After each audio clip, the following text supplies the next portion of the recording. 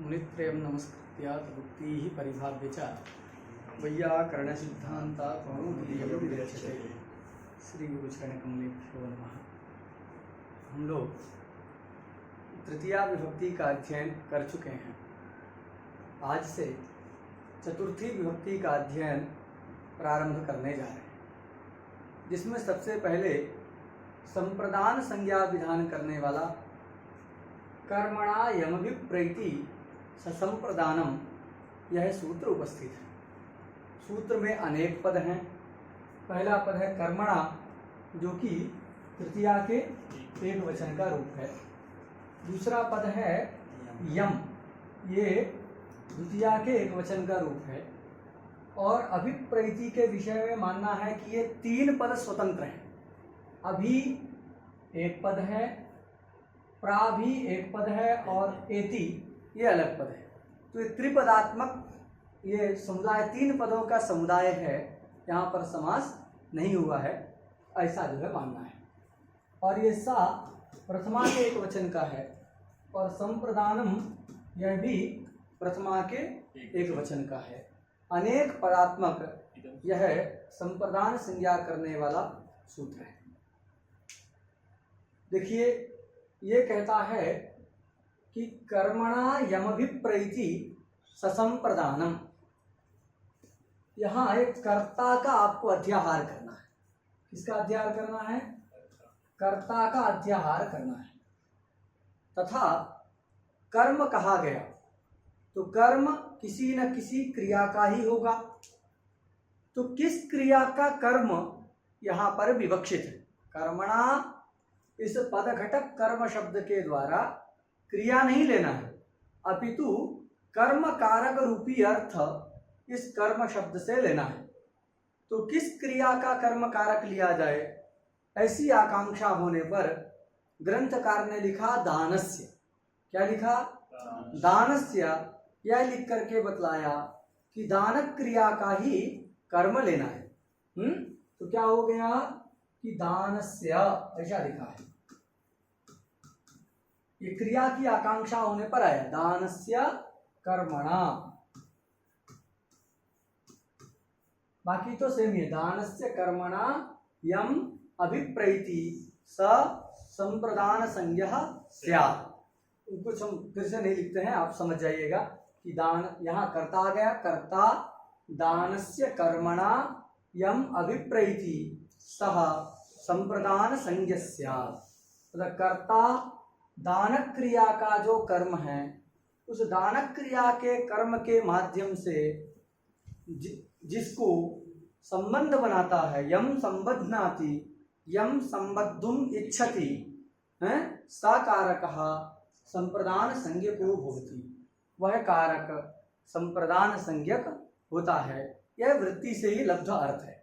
वृत्ति का अर्थ सुना गया कि दानस्य कर्मणा, तो दानक क्रिया के कर्म के माध्यम से कर्ता यम अभिप्रैति हम संबद्धुम इच्छति स संप्रदान संज्ञक स्यात्। वह कारक संप्रदान संज्ञक होता है। ऐसा अर्थ वृत्ति से लभ्य है। उसको हम लोगों ने समझा।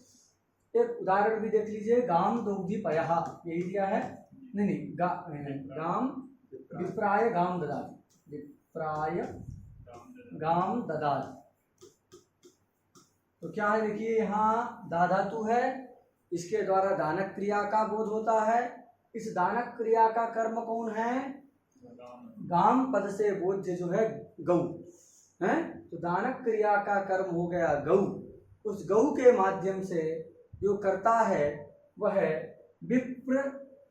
विप्रम संबध्नाति उद्देश्यत्वेन, कि गाय का उपयोग यह विप्र करे, इस भावना से वह गोरूपी कर्म के माध्यम से विप्र से संबंध बनाता है। अतः विप्र जो उद्देश्य है, गोरूपी कर्म का उद्देश्य कौन है? विप्र है। अतः विप्र की संप्रदान संज्ञा होकर के वक्षमाण जो सूत्र है उससे चतुर्थी हो जाती है। तो विप्राय गाम ददाति यह वाक्य बनता है। तो हम लोग वृत्ति के अनुसार जो है सामान्य इसका अर्थ समझे। अब इसमें कुछ विशेष है, उस विशेष को हम समझने का प्रयास करते हैं। विशेष क्या है? तो विशेष यह है कि वृत्ति में दानस्य लिखा, क्या लिखा, दानस्य लिखा, जिससे क्या निकल के आता है कि दानक क्रिया का कर्म लेना है। जिस किसी भी क्रिया का कर्म यहाँ पर ग्राह्य नहीं है, तो दानक क्रिया का ही कर्म लेना है, जिस किसी क्रिया का कर्म नहीं लेना है। यह बात कैसे पता चली, इसका ज्ञान कैसे हुआ? इसके लिए प्राचीन लोग कहते हैं कि यह जो सूत्र है संप्रदान संज्ञा करता है। और ये संप्रदान संज्ञा कैसी है? एक बड़ी सी संज्ञा है, यह महती संज्ञा है। संज्ञा का प्रयोजन तो लाघव होता है। भाष्यकार कहते हैं लघ्वर्थम ही संज्ञाकरणम, क्या कहते हैं? लघ्वर्थम ही संज्ञाकरणम, ऐसा जो है भाष्यकार कहते हैं कि संज्ञाकरण किस लिए है, संज्ञा क्यों किया जाता है? लघुता के लिए। लघुवर्थम ही संज्ञाकरण, संज्ञा तो वह है कि जिससे कुछ लाघव हो न सके, छोटी संज्ञा करना चाहिए। इस अभिप्राय से भाष्यकार का कथन है संज्ञा नाम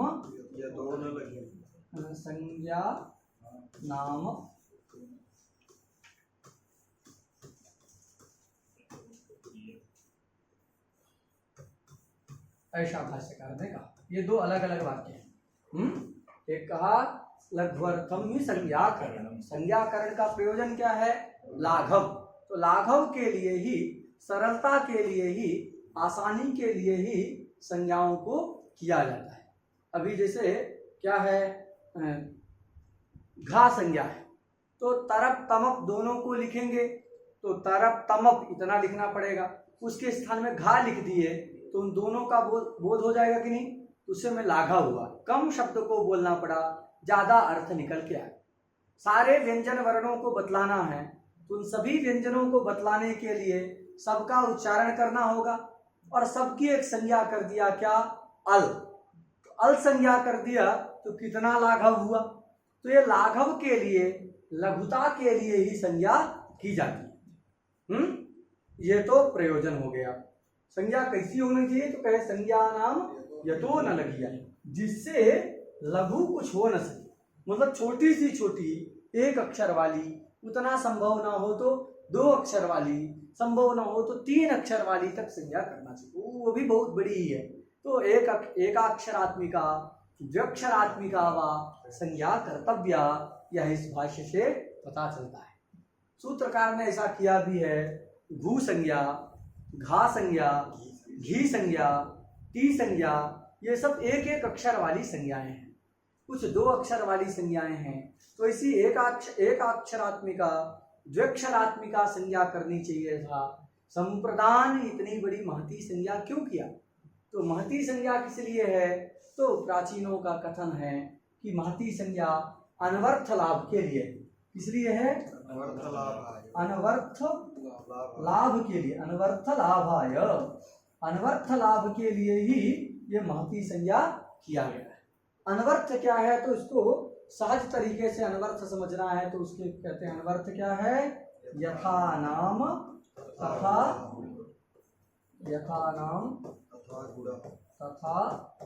गुणः, मतलब जैसे नाम है वैसे भी, यदि वैसे ही नाम के अनुसार ही गुण रहे तो संज्ञा क्या कहेंगे? यह अनवर्थ संज्ञा है। ये यथार्थ संज्ञा है। जैसे हमने उदाहरण जानते हैं हम लोग कि कोई बहुत धनपति व्यक्ति हो हैं, और उसका यदि नाम रखा जाए कि बहुत पैसा जिसके पास हो उसका नाम धनपति रखा जाए, हैं, करोड़पति रखा जाए, तो ये सब नाम क्या होंगे? वो यथार्थ संज्ञा होगी, यथार्थ नाम होगी, उसी को हम अनवर्थ संज्ञा कह सकते हैं।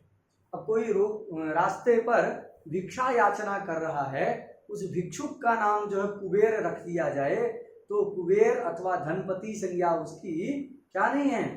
अनवर्थ संज्ञा नहीं है, क्योंकि नाम के अनुसार तो उसमें कुछ गुण नहीं है। तो अनवर्थ संज्ञा मतलब नाम के अनुसार, जो अक्षरार्थ है उसके अनुसार उसमें गुण रहे, उसको क्या कहते हैं? अनवर्थ संज्ञा। तो यहाँ पर भी लघुभूत संज्ञा करनी चाहिए था, किंतु संप्रदान यह जो महती संज्ञा किया, ये किस लिए किया? अनवर्थ लाभ के लिए। हैं? क्या इसका अनवर्थ है? तो इसका अनवर्थ क्या है, तो इसको अनवर्थ बतलाते हुए चलो हाँ क्या अनवर्थ है इसका, तो अनवर्थ बतलाते हुए कहते हैं कि संप्रदान मतलब सम्यक प्रदीयते अस्मै इति संप्रदानम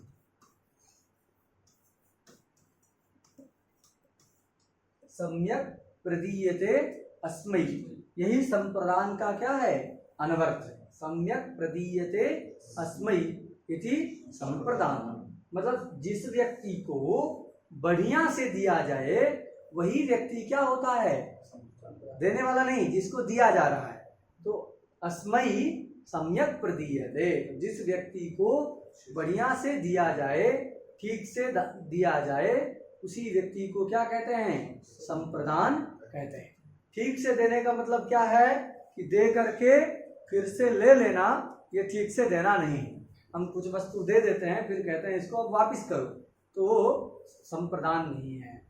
दे करके पुनः ना लेना, यही क्या है, संप्रदान है। तो यहाँ देखिए इस संप्रदान संज्ञा में ही दान प्रविष्ट है कि नहीं है जी। तो इसी से पता चलता है कि दा धात्वर्थ क्रिया ही लेना है, इसलिए वृत्ति में क्या लिख दिया था, दानस्य, ये पद जो है लिख दिया है दानस्य। तो ये संप्रदान संज्ञा के बल पर ही निकल के आता है। तो दानस्य का अभिप्राय क्या है, तो दानस्य का अभिप्राय है कि दा धात्वर्थ क्रिया। दानस्य का मतलब क्या है, दा धात्वर्थ क्रिया, ये जो है दान क्रियाया।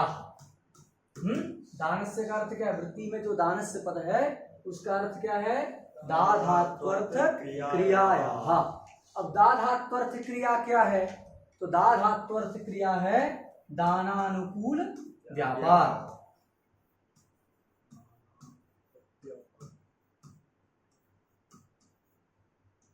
यही दा धात्वर्थ क्रिया है।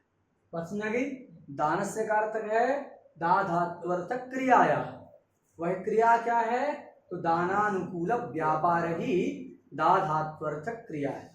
दान क्या है, तो दान को समझना है स्वत्व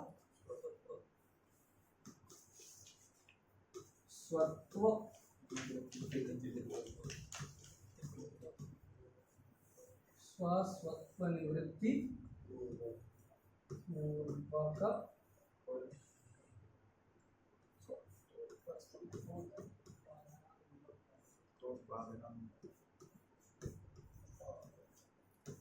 यही दान है।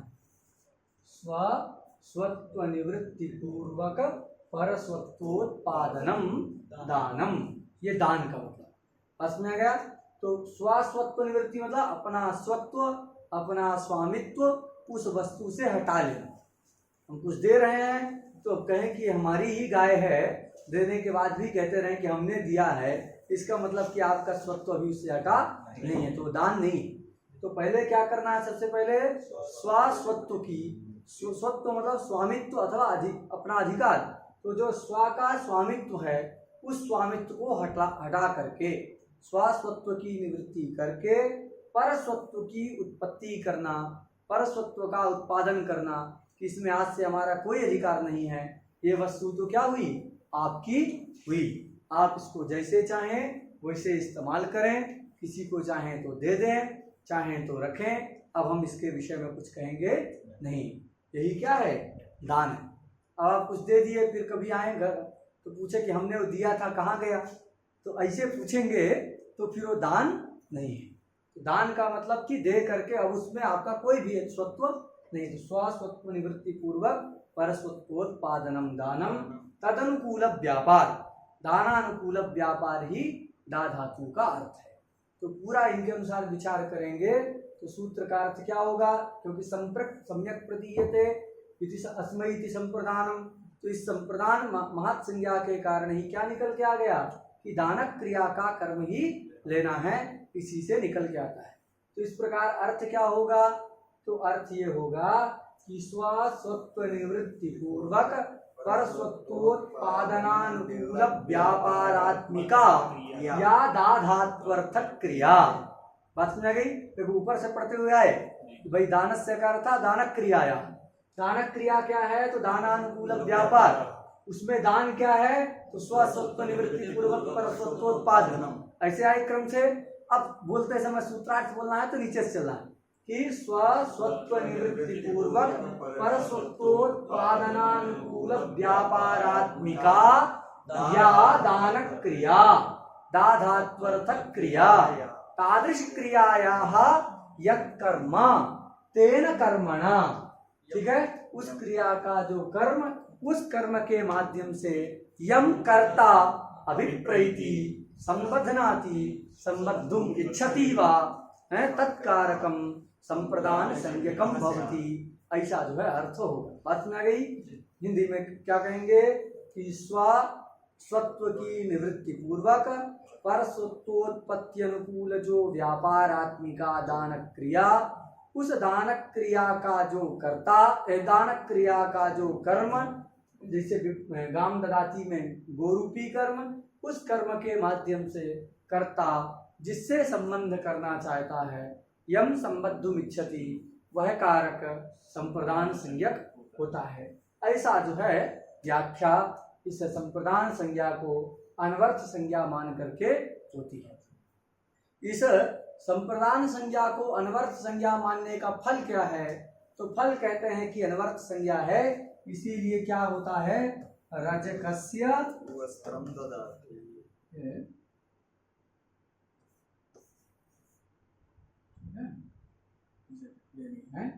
रजकस्य वस्त्रम ददाति। तो ये अनवर्थ संज्ञा मानने पर ही क्या हुआ? रजकस्य वस्त्रम ददाति। यहाँ पर रजक की संप्रदान संज्ञा नहीं होती। क्यों? क्योंकि सम्यक प्रदीयते इसमें, जिसको दे करके पुनः ना लिया जाए वही संप्रदान होता है।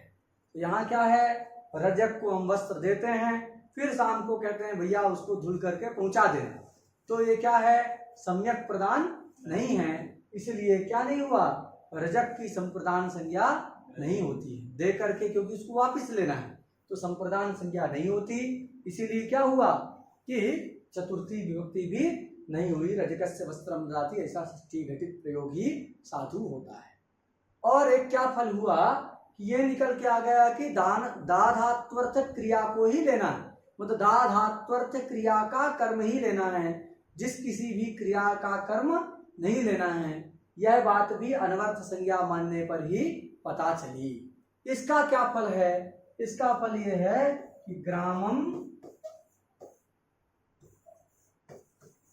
अजाम नयत, ग्रामम अजाम नयति, नयत, ग्रामम अजाम नयति। यहाँ पर ग्राम की जो है संप्रदान संज्ञा नहीं होती।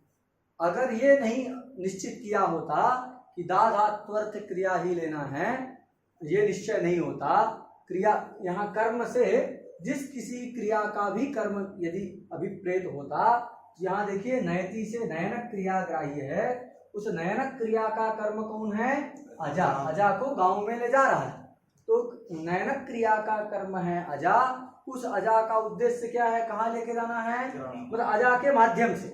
दानक क्रिया, नयनक क्रिया का कर्म हो गया अजा, उस अजा रूपी कर्म के माध्यम से जो करता है, नयन करता है, वह नयन कर्ता का उद्देश्य क्या है? ग्राम। ग्राम के साथ संयोग हो जाए, यही उसका अभिप्रेत है। तो यहाँ उद्देश्य की ग्राम की क्या होने लगती? ग्राम की संप्रदान संज्ञा होने लगती। लेकिन जब हमने दानक क्रिया कह दिया तो ये नयनक क्रिया है, दानक क्रिया का कर्म अजा नहीं है, इसलिए तदुद्देश्य की अथवा तन्माध्यमेना जो उद्देश्य है ग्राम, उस ग्राम की क्या नहीं होती? संप्रदान संज्ञा नहीं होती है। ये अर्थ निकल के आता है कब? जब हम संप्रदान को अनवर्थ संज्ञा मानते हैं तब। बात में आ गई? लेकिन ये जो मत था कि अनवर्थ संज्ञा है संप्रदान संज्ञा, ये वृत्तिकार का मत है। काशिका वृत्ति के अनुसार ही भट्टोजी दीक्षित जी ने दानस्य ऐसा लिख दिया है। ये बात समझ आ गई? और कुछ भाष्यानुसारी हैं, उन भाष्यानुसारी जो लोग हैं उनका कहना है कि संप्रदान जो है क्या नहीं है? अनवर्थ संज्ञा नहीं। सम्यक प्रतीयते स्म ऐसा विग्रह करके संप्रदान जो अनवर्थ संज्ञा नहीं है। ये बात कैसे पता चली? भाष्यकार ने तो साक्षात अनवर्थ संज्ञा नहीं है ऐसा नहीं कहा है कहीं, तो कहीं भाष्यकार ने एक उदाहरण प्रयोग किया है। क्या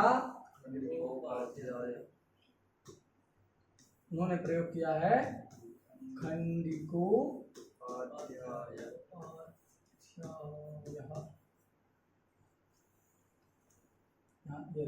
खंडिकोपाध्यायः तस्मै शिष्याय चपेटां ददाति।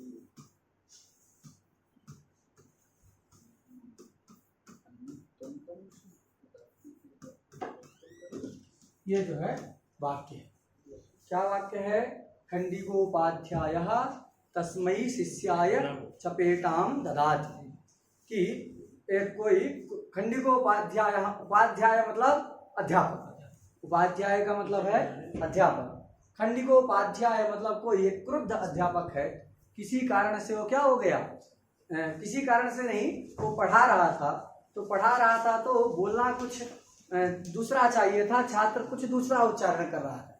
मतलब उसने एक मंत्र को, अध्यापक एक मंत्र सिखा रहा था, उस मंत्र में बार बार वह अध्यापक उदात्त का उच्चारण कर रहा था, किंतु छात्र उसको सुन करके उदात्त नहीं बोलता था, वह अनुदात्त बोलता। तो बार बार जब अनुदात्त ही उच्चारण कर रहा था तो अध्यापक ने क्या किया, एक थप्पड़ जो शिष्य को दिया। तो उस स्थिति में प्रयोग हुआ कि खंडिकोपाध्यायः तस्मै शिष्याय चपेटाम ददाति अन्यत्वं करोसि। अरे तुम तो अलग कर रहे हो, अन्यत्वं करोसि, उदात्ते कर्तव्ये अनुदात्तं करोसि। उदात्त करना चाहिए था, तुम अनुदात्त कर रहे हो। उदात्ते कर्तव्ये अनुदात्तं करोसि, उदात्त करना चाहिए था, तुम अनुदात्त कर रहे हो। ऐसा कहते हुए अध्यापक उस शिष्य को एक चपेटा देता। चपेटा मतलब ये खुला हुआ हाथ, थप्पड़ एक जो है उसको देता है। अब यहाँ देखो, ये जो दानक यहाँ प्रयोग तो किया दा धातु का, और उसका कर्म क्या है, दे क्या चीज रहा, चपेटा, तो कर्म भी है, लेकिन ये सम्यक प्रदान नहीं है। अगर इसको अनवर्थ संज्ञा मानेंगे आप, तो संप्रदान कौन होगा कि जिसको बढ़िया से दिया जाए।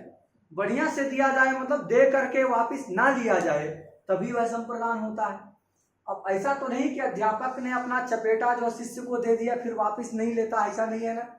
तो यहाँ सम्यक प्रदान तो हुआ नहीं, तो सम्यक प्रदान नहीं हुआ तो फिर जो है शिष्य से चतुर्थी कैसे आएगी, वो तो संप्रदान बनेगा नहीं। तो संप्रदान नहीं बनेगा तो चतुर्थी विभक्ति नहीं आ पाएगी।